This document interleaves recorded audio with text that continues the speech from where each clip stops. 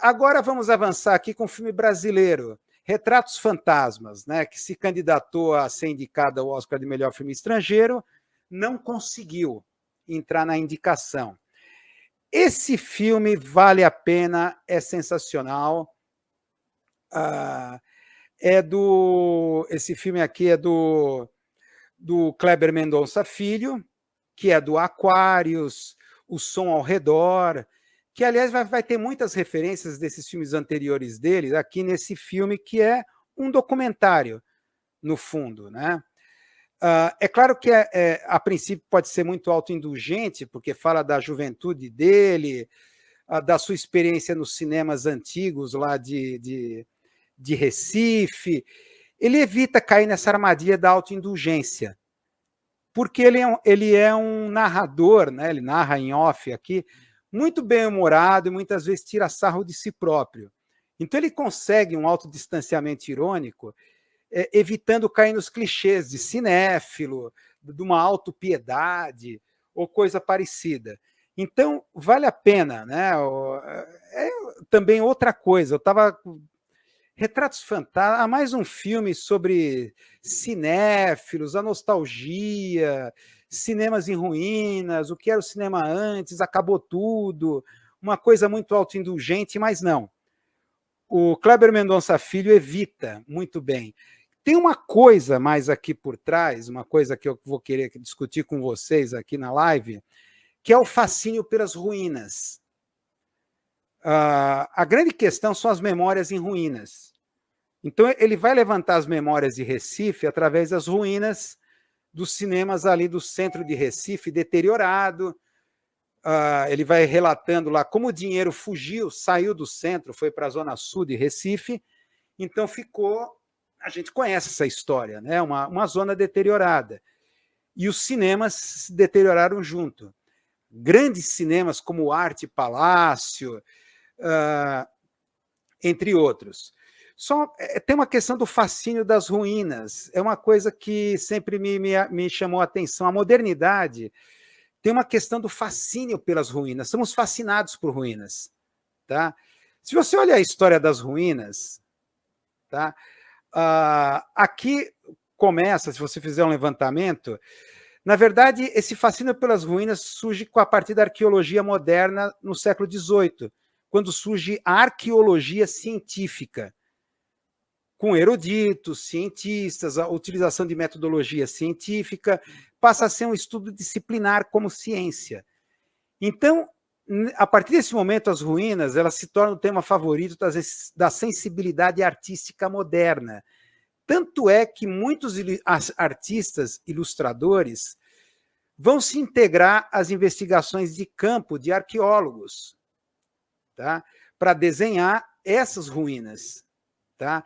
E é interessante que, entrando no século XIX, você vê o crescimento do romantismo e do espiritualismo, espiritismo kardecista, teosofia, começa a haver uma relação entre memórias e fantasmas. Tá?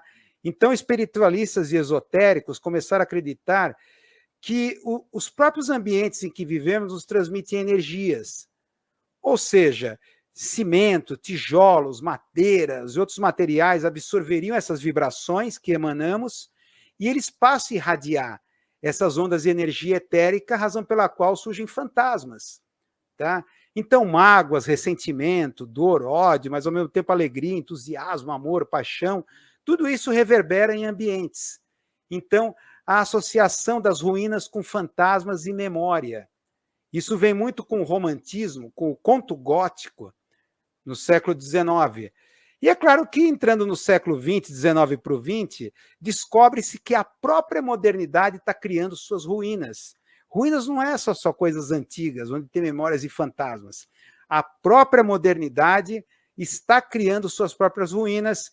Isso você vai encontrar em pintores como Monet, no impressionismo, ou poetas como Baudelaire, cronistas, né, como Baudelaire. Aí você vai entrar também, claro,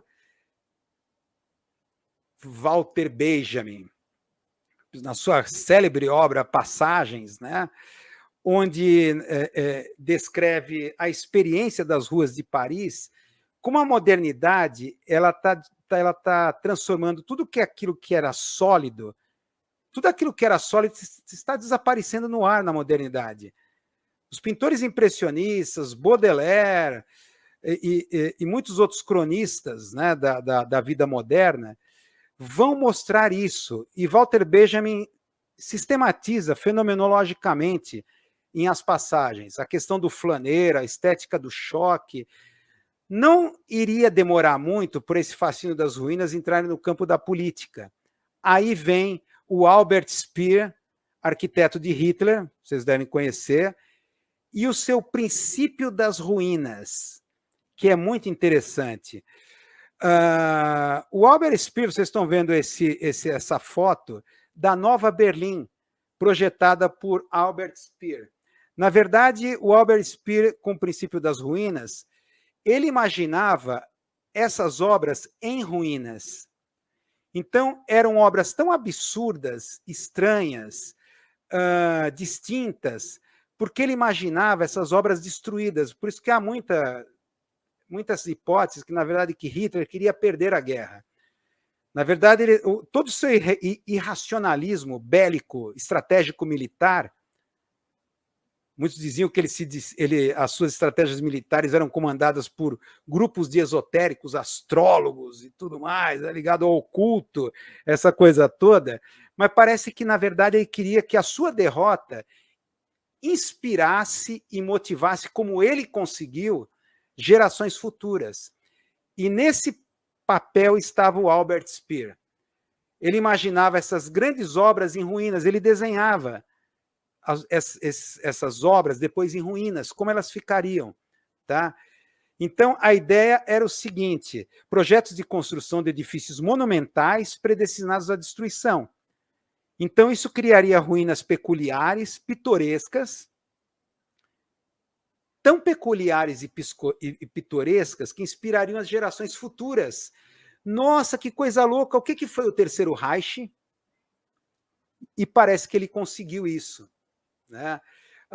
Motivar, foi assim Mas é interessante, essa história do fascínio das ruínas na modernidade, na minha opinião, está sintetizado nesse Retratos Fantasmas.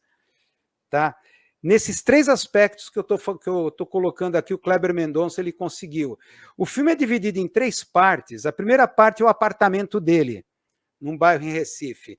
Aliás, nesse apartamento, ele fez a maioria dos filmes dele, como Aquários, O Som ao Redor, tá? O apartamento que era da mãe dele, que era historiadora, tá?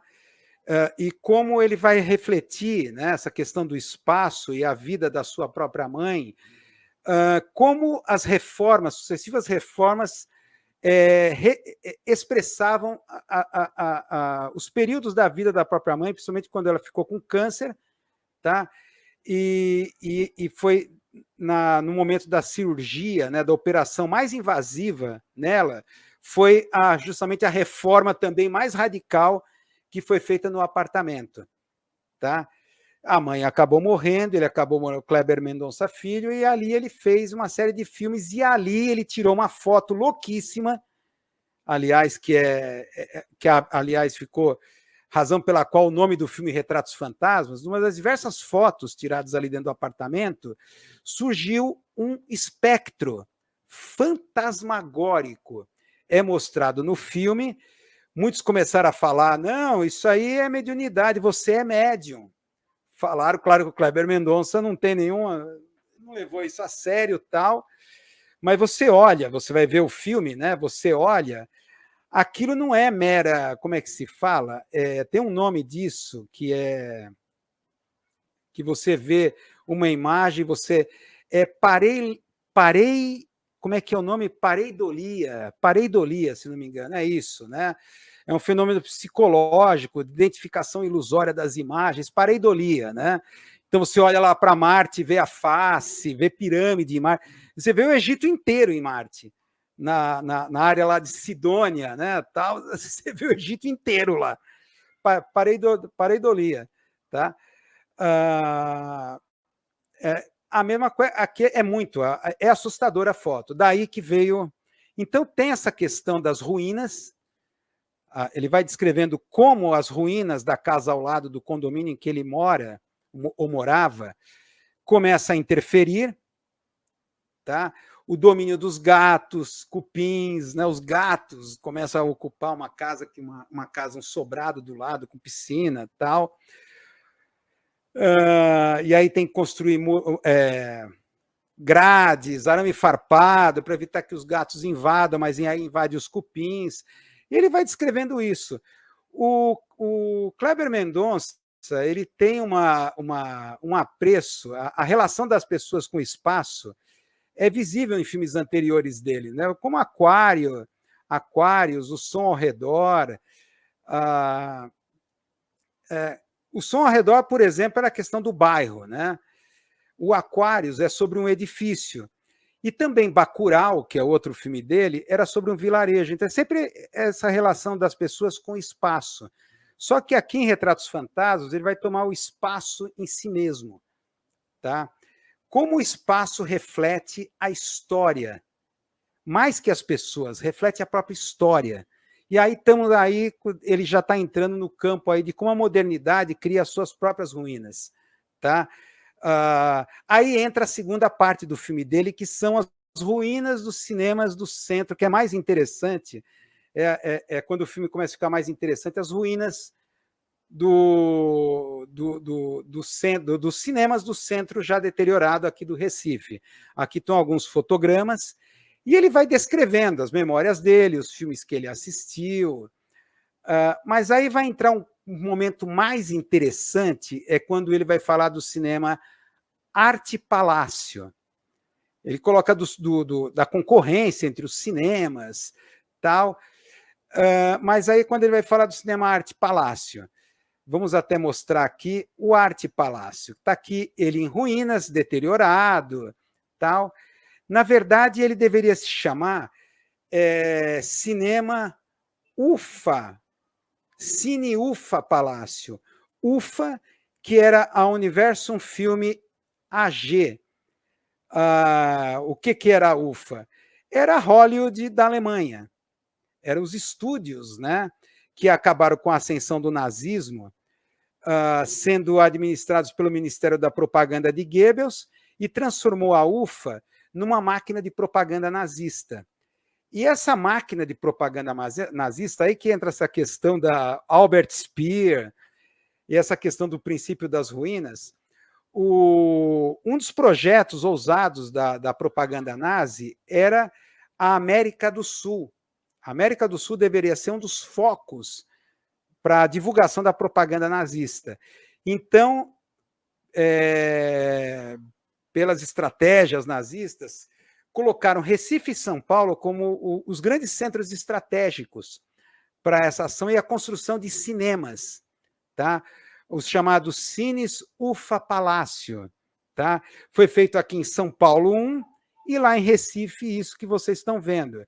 Então é interessante que ele vai mostrar imagens, fotos da época, tanto em São Paulo quanto em Recife, o desfile de dirigíveis nazistas chegando, Graf Zeppelin, o fatídico Hindenburg, né, tal, e o cinema aqui, a UFA, aqui do lado direito, aqui em São Paulo, e ali do lado esquerdo, sobrevoando o Recife.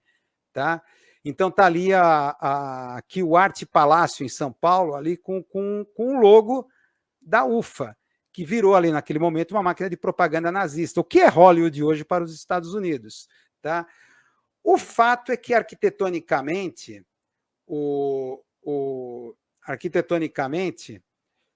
não, isso aqui não é isso, volta, onde é que está aqui? Não é possível, está tudo errado aqui. Ô, produção, não mistura as coisas. Dá para perceber que a arquitetura, feita por um arquiteto alemão, tal, lembra muitas linhas arrojadas da modernidade Bauhaus, é suntuoso. E, na verdade, parece que ele, em ruínas, virou uma coisa realmente pitoresca. Tá? Lembrando esse princípio das ruínas do Albert Speer. Você olha para esse cinema, da onde isso veio, o que ele representa, o que é isso. É fascinante ver uma ruína dessa, Parece que está se realizando esse projeto do Albert Speer nisso daqui. Tá? Deixa eu ver a hora aqui que eu estou viajando demais, meu. Meu Deus, esse assunto é fascinante.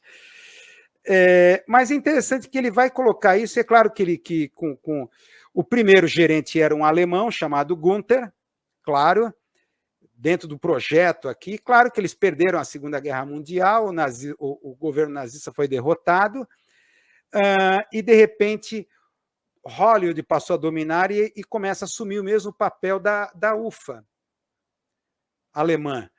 Tá? E aí ele vai descrever um prédio lá no centro, onde virou o centro, o local onde se concentravam as grandes distribuidoras, as 5 maiores distribuidoras de Hollywood. Paramount, Universal, MGM, Columbia, Warner, todas concentradas no único prédio, cumprindo o projeto da propaganda nazista no final. Né? Produção de filmes, né, para ser divulgado, por exemplo, aqui na América do Sul, da propaganda nazista. Mas é interessante, o filme vai ficando mais interessante quando ele começa a aproximar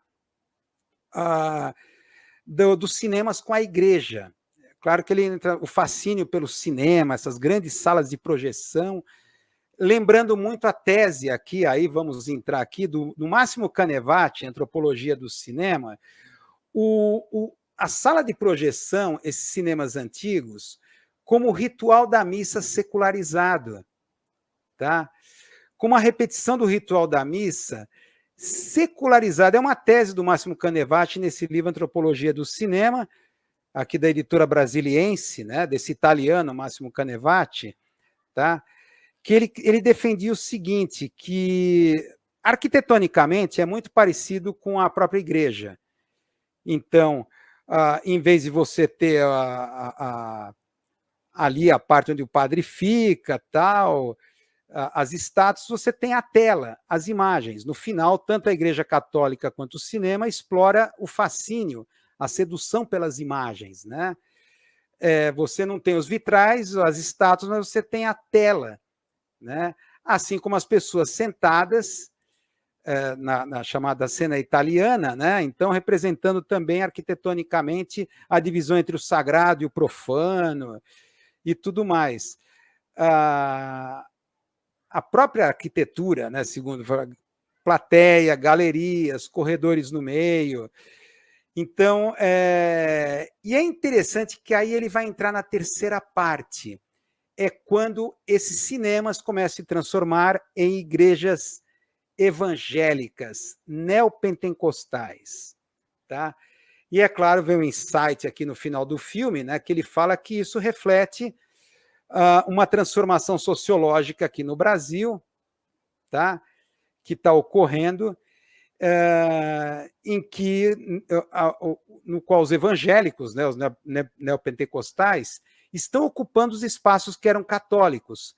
A ironia aqui que eles estão, inclusive, ocupando não só as áreas periféricas que antigamente eram atendidas pelas comunidades eclesiais de base, como os próprios cinemas que faziam o ritual da missa secularizado. Inclusive isso é sintomático, é irônico que eles também transformem cinemas em igrejas neopentecostais.